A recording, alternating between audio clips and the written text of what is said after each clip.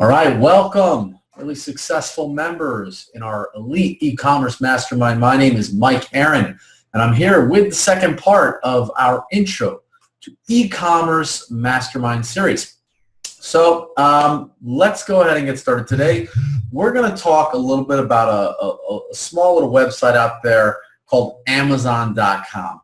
And why are we going to look at Amazon.com? For one reason, okay? We are in the market here to find ourselves a bunch of buyers, okay? One of the biggest mistakes that newbies in e-commerce make is they just try to focus on large audiences. But the problem with large audiences is that in a large audience, you may only have a few buyers for whatever it is you're selling.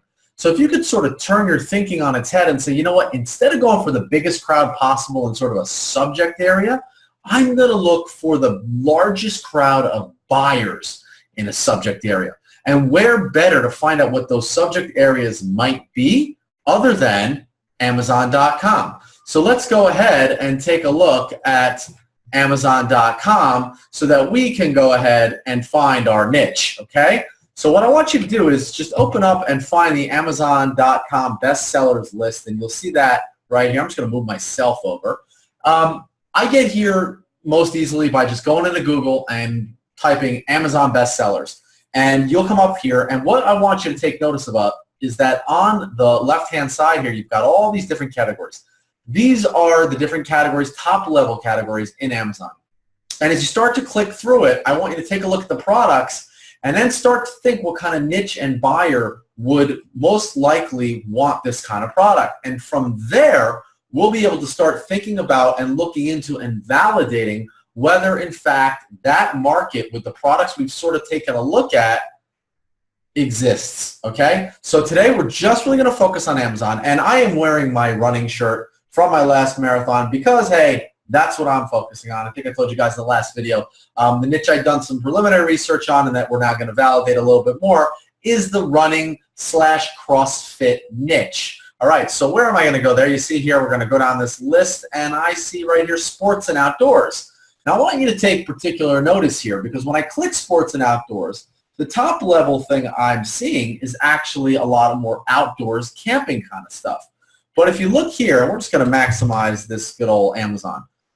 If you look here on the left-hand side, what you see is that they divide sports up into fan shop, outdoor and recreation, and sports and fitness. Now, this is a very important distinction. My audience that I'm going to be going for, while some of the buyers might like sports teams, they might like organized sports, that's not really the thrust of what my niche, my market is about. My market is about people who like to go out, they like to run, or they like to use, crazy exercises with, non-traditional exercise equipment, that's sort of the CrossFit thing, to get in shape. So they're not really fans, and they're not really outdoorsy types, okay? What they are is sports and fitness people. Now, what's great is when we click in sports and fitness, I just want you to see what happens. Look, we get all these sub-levels, okay? Now, some of this will apply, but not all of it, okay? The most obvious fit for me, at least right now, is going to be either running or exercise and fitness. So let's just click in the running since I am wearing my fancy yellow running shirt. Now, what this page tells me, and I want you to notice the different areas here, okay? We are not picking products at this time, okay? I'm going to move myself over. We are not picking products at this time. What we are trying to do is get a feel for what comes up. What are the kinds of things people are buying who fit this category? Do you understand? We're sort of reverse engineering the niche selection. We're looking, and because what we see here are the top products that people are buying in this category on Amazon. So you know that this stuff that I get on this page, this is selling, okay? And these are refreshed every hour. And this can already start to give me some ideas of what I might like to buy. We've grabbed ourselves what I like to call my product selection template. And again, guys, I keep it really simple, all right? And I'll give you guys this sheet. And again, you can do it any way you like. But I find that, without any fancy apps or programs or anything, this is just a quick way, very easy to start getting an idea of what's jumping out at me in this niche that could possibly be sold later. And it's also giving me an idea of what the buyers really like, and that will then give me a better idea of who those buyers might be. So we're, again, reverse engineering. So what I like to do is I go through here and I try to pick out, all right, that catches my eye, the women's shorts. Now, is it the woman wearing the shorts? Is it the shorts themselves? I think it's the shorts themselves. I'm a happily married man. But, the yellow shorts, I just see them quickly, and I say, you know what, if I put those on a really fit-looking runner, or maybe even a runner that just if I decide that my niche audience are, middle-aged women who run or mothers who run, I find somebody that fits that, I put those shorts on them, voila, I've got myself an ad. So what I like to do, I take down the link in Amazon. I'll say here, short running shorts, and I'll put the yellow because that is what caught my eye. The price of these bad boys, $25. Again, doesn't have to be exact. We're really just trying to get an idea. Now, I'm not going to go into the next part here on the sheet, but eventually I'm going to show you in another video about comparison shopping, and that's more product selection. For now, I'm just trying to get an idea of what's out there. What am I seeing here? Things are jumping out. Again, lots of reviews tells me lots of people buy it. This is cool. I like that. I'm not even sure what it is, but I wanted to check it out.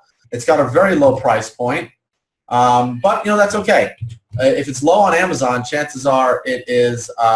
Chances are, if it's low on Amazon, I could find it on AliExpress or Alibaba for a lot cheaper. So if they're selling it for $7 on Amazon, I'd probably find it for less than $1 on AliExpress. But you get the idea. This is what we're doing right now. We're just sort of getting an idea. Okay, you know what? There is a market here, and these are runners. Okay, and that's going to give me an idea of the kinds of things people are buying, and in fact tells me, there are products here, and I look through them, I say there are tons of products, and there are visually interesting products, and that tells me that this is a niche of buyers. These people buy everything under the sun. That's what's going to make the difference between success and failure, okay? Failure is overthinking it. Failure is treating your e-commerce store like you're a rocket scientist trying to put a shuttle into space, okay? It's e-commerce, guys. Just get out there, get your hands dirty, start browsing through Amazon, getting familiar with different buying categories and the products that are available. And that will really help you to then hone on the niche. And I start to think about the products that fit this niche. I say, in this niche, what would a man or woman of a certain age group purchase impulsively? Okay, that's when I start getting into the product selection. But ultimately, I want to think about that and say, is there a buying group that would do this? All right, so once we've got an idea of what kind of products are out there and you start to think about who buys these products, all of a sudden we start to really hone in on a niche, okay? And guys, don't think you need to do it with running or CrossFit or fitness or anything, okay? On Amazon, we saw there are tons of categories, and in each of those top-level categories, which we saw about 30 of, there's probably at least 10 subcategories. And each subcategory, there's more. So the idea is get in there, see what's selling, go with some of your initial ideas and go into Amazon and validate it. Say, okay, fishing. I like fishing. I know about fishing. I think fishing could be big. Well, go on Amazon. Are there lots of sales of fishing stuff? Sure, I'm sure you'll see it, okay? Get an idea for what's out there. What are people buying in fishing? Is there stuff within a price point that makes sense? Do you think there's a lot of impulse purchases, right? I mean, besides just T-shirts and funny hats and stuff like that, there's probably a lot of gear you could sell as well, in addition to the sort of traditional e-commerce stuff that's sort of easy to impulsively sell, right? Then you validate that on Facebook, find those audiences and say, okay, can I find the audiences that have the numbers that'll buy this stuff? And then think to yourself, okay, well, within the fishing niche or the running niche, what would a man or woman of a certain age in this group that likes this subject matter, what would they buy impulsively? Okay, and if I see a lot of items like that on Amazon, it's game over. I mean, that's the jackpot. You figure that out. You find the items, you find the buyers, you match them to the items, you populate your store, and then we use Facebook really creatively to get people to click through and buy your stuff. It's game over. Product selection, e-commerce becomes easy. And don't worry, we're going to walk you through each of those things. In the next video, we're going to talk about validating your niche ideas using Facebook. So going from Amazon to Facebook. I'll see you in the next one.